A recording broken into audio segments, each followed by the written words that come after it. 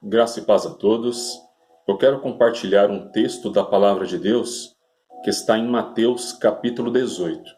Antes de ler, é bom considerar que nesse texto Jesus ele vai falar sobre o modelo de igreja que ele quer para si. Então, em todo o texto, nós vamos ver Jesus falando qual é o modelo de igreja, quais são os valores que a igreja deve ter. E quando eu falo igreja, ou o texto quando fala sobre a igreja, nós vamos ver que é tanto os cristãos individual, como também a igreja em comunidade. O grupo que você se reúne, que vocês louvam a Deus juntos, tomam a ceia, enfim. Nós vamos ver que Jesus, ele traz um modelo de igreja tanto no sentido do cristão individual, também para a sua comunidade. Outra coisa que é bom considerar é que em todo o Novo Testamento, nós temos muitos textos que vai tratar também sobre o modelo de igreja, sobre os valores que a igreja deve ter. Mas o diferencial deste texto é que o próprio Jesus é quem vai dizer de que forma que a igreja deve se posicionar perante o mundo ou em algumas situações. Também nós vamos entender que todo o conteúdo que está em Mateus 18 foi gerado por conta de uma pergunta. Então, Jesus, quando for ensinar, quando for demonstrar quais são os valores, qual a posição que a igreja deve ter, nós vamos ver que todo esse ensinamento foi provocado por conta de uma pergunta. Então, nós vamos começar por essa pergunta que está logo no verso 1, que diz assim: Naquela hora, chegaram-se a Jesus os discípulos e perguntaram: Quem é o maior no reino dos céus? Então, esta foi a pergunta que gerou toda a explicação que Jesus vai dar a partir deste versículo. E por que foi uma resposta tão longa? Porque Jesus ele teve uma resposta tão comprida, com tantos ensinamentos, com tantos pontos que nós vamos ver. É porque esta pergunta foi dita pelos discípulos a Jesus.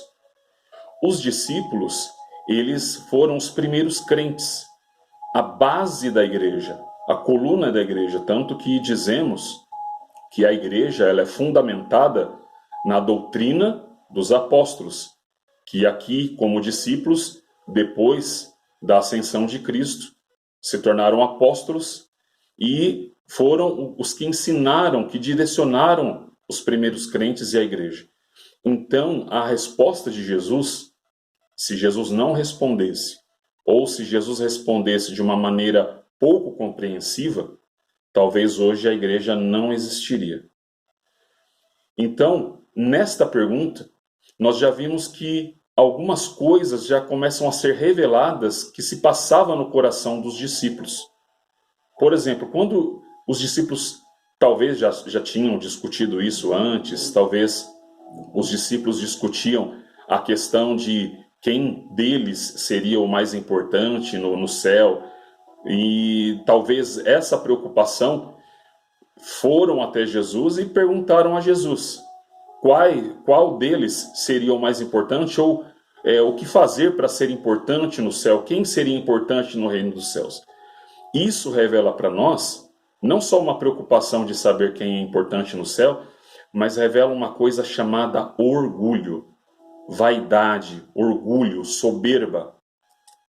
Porque quando eles estão preocupados em saber quem é o maior no reino dos céus, é a mesma coisa que aconteceu com Satanás no início, que ele queria ser importante no céu, queria ser tal como Deus. E aqui nós vemos uma vaidade, uma preocupação parecida de quem era importante no céu. O que fazer para ser importante, para ser reconhecido no céu. Então, naquele momento, uma semente muito ruim poderia estar brotando no coração dos discípulos, que foi a mesma que brotou em Satanás. Então Jesus, a partir daí, ele vai dar a resposta mostrando como deve ser o perfil dos cristãos, como deve ser o perfil de sua igreja. E ele começa a falar a partir do versículo 2, que diz assim: Jesus, chamando uma criança, colocou-a no meio deles e disse: Em verdade vos digo, se não vos converterdes e não vos fizerdes como crianças, de modo algum entrareis no reino dos céus. Portanto, quem se tornar humilde como esta criança, este é o maior no reino dos céus. E qualquer que receber em meu nome uma criança tal como esta, a mim me recebe. Então nós aprendemos aqui já algumas verdades que nós devemos entender. A primeira já está no versículo 2. Quando Jesus ele toma uma criança, coloca no meio deles como exemplo, aí no versículo 3 ele vai trazer o primeiro ensinamento. Ele vai dizer: vocês precisam ser convertidos. Ele diz: aqueles que não se converterem. O que é conversão? Conversão é quando uma pessoa está tomando um caminho e ela percebe que está no caminho errado e ela dá meia volta e muda sua trajetória. É isso que acontece na vida cristã. Nós começamos a caminhar por um caminho que achamos que era correto, que era verdadeiro.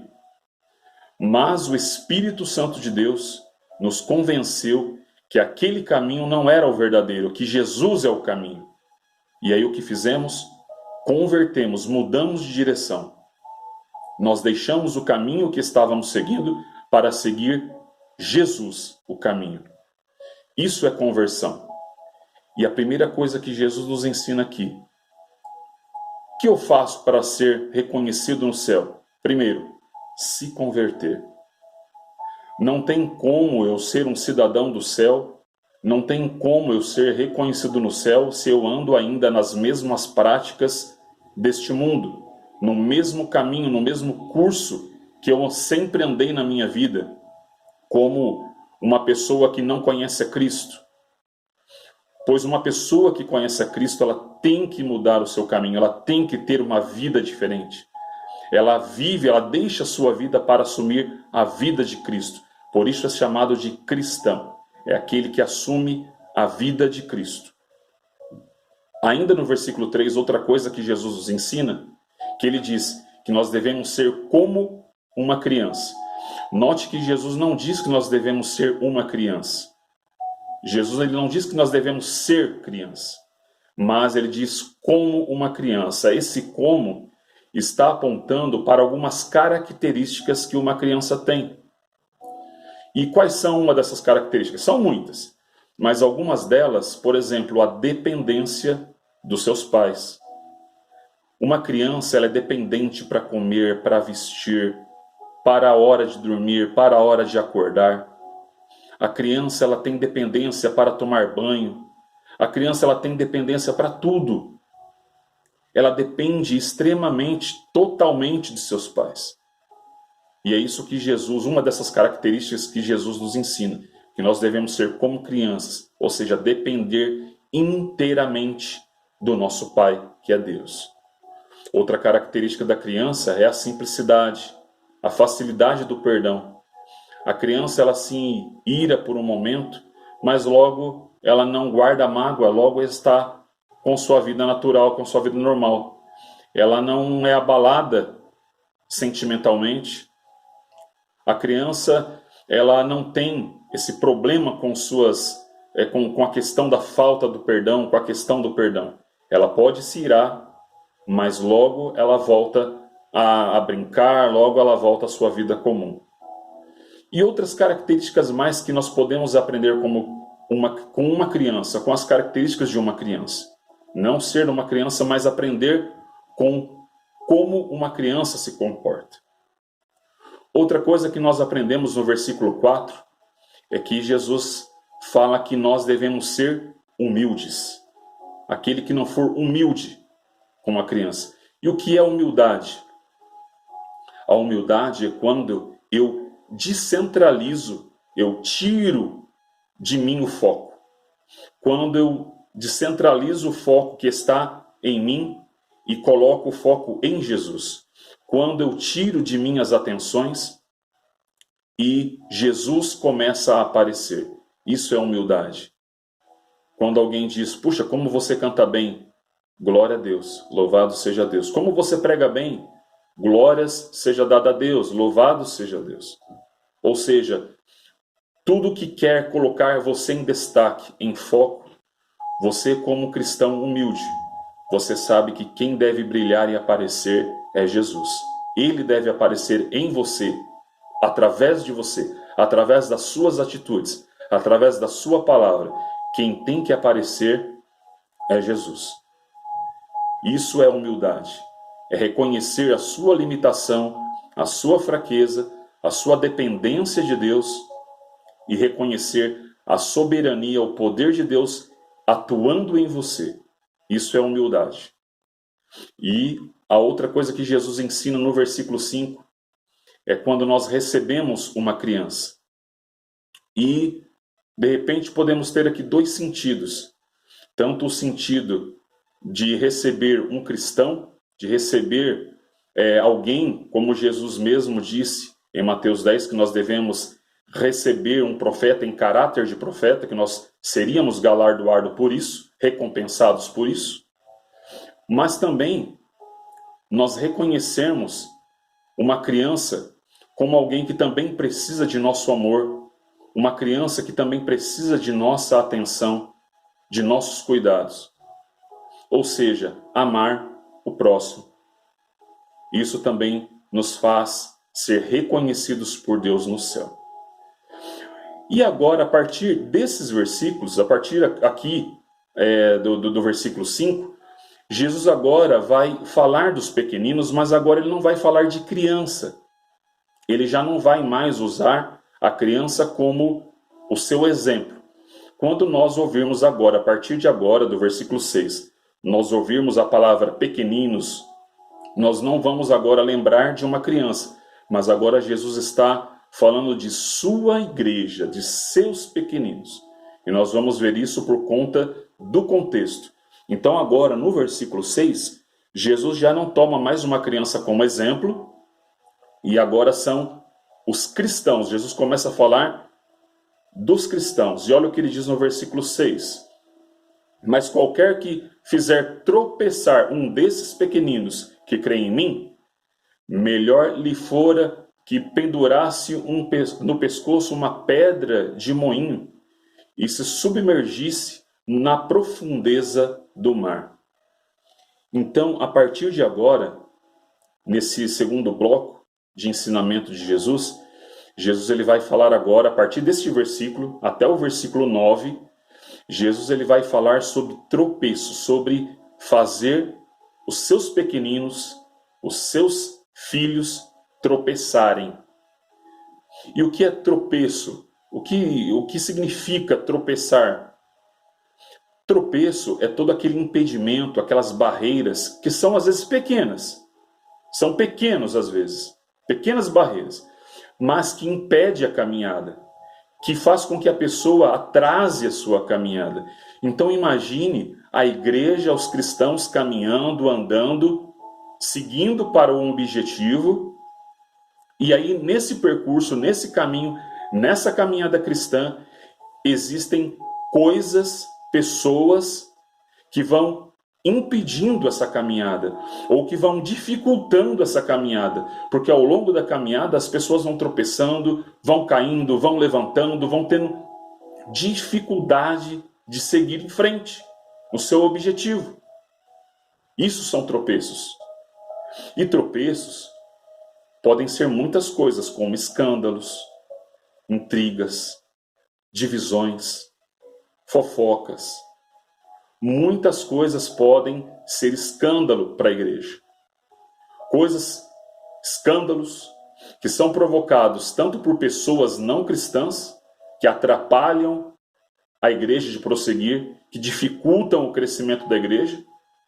E há escândalos que infelizmente, são feitos pelos próprios cristãos, por alguns cristãos que não vigiam, que não tomam cuidado e acabam escandalizando o evangelho e isso também acaba dificultando o crescimento, acaba atrapalhando o percurso da igreja, a caminhada da igreja, atrasando a caminhada da igreja.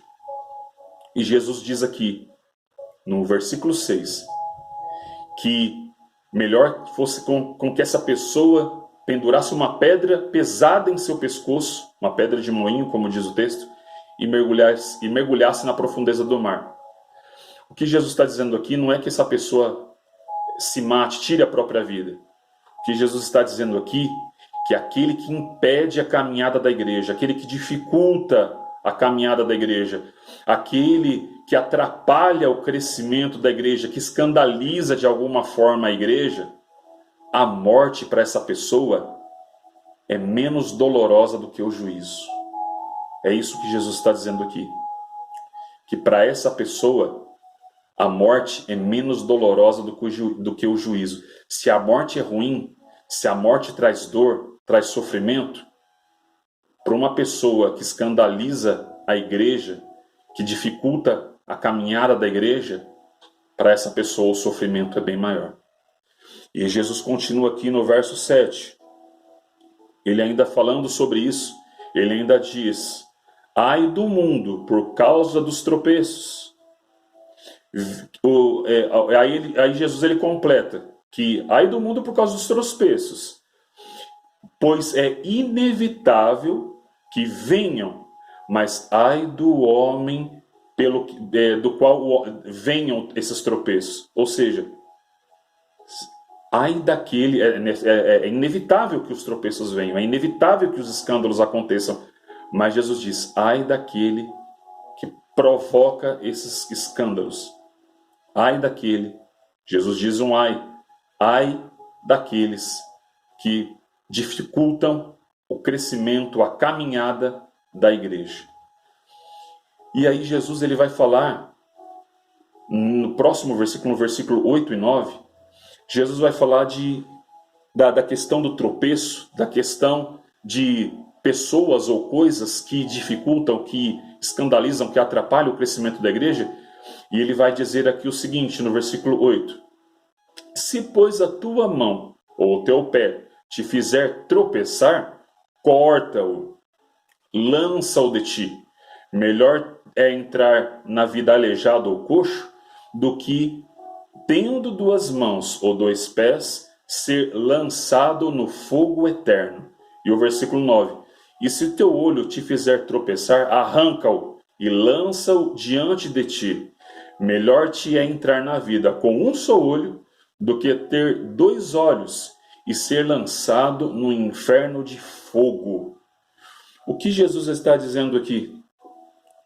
Ele está dizendo que se existe alguma coisa que dificulta, que atrapalha, que escandaliza, como falamos, nós temos que fazer uma coisa radical. Nós temos que cortar, que lançar fora isso que está atrapalhando. Ah, mas é muito dificultoso, mas é uma amizade, é um relacionamento, é alguma coisa que nós temos um apego, de repente é um vício, de repente é algo que você gosta de fazer, de ter, é algo de estimação, é algo que você não quer se desfazer.